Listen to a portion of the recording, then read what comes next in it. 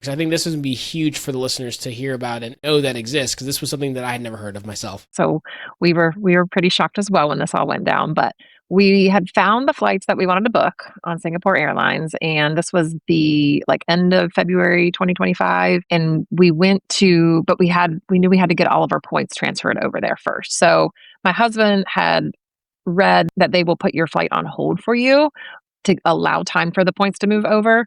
So he was just looking into that to figure out exactly what was going to be needed in order to do that. So he's on Reddit, which I don't actually get on there very much. So I don't even know how it works, but he had found a thread in Reddit with somebody that had posted instructions for putting on hold the long haul flights. And within this thread, somebody had said, oh, yes, they will absolutely do this for you. Here's their customer service number. Just call them and they'll put them on hold, whatever. So we did that. We called and put the flights on hold. We talked to a person named Tyler, and he assisted us with putting the flights on hold. We could see it all in our Singapore Airlines app at that point. And so once all the points were moved over, he said, just call me back and I will issue your ticket and whatnot. So we did that. And we did this for both of our flights. We did it for the flight there and the flight back. And he informed us when we were in the booking process that there was going to be two separate charges on our credit card. And one was going to be, and they were all going to be for like taxes and fuel fees and whatnot. So one of the charges was going to be for $5.60 per person, and the other charge was going to be for $510 per person.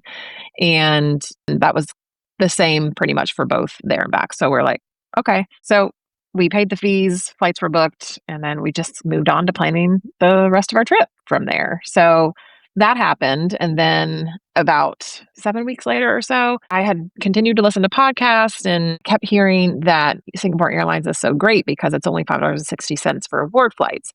And I was like, well, we paid so much more than that.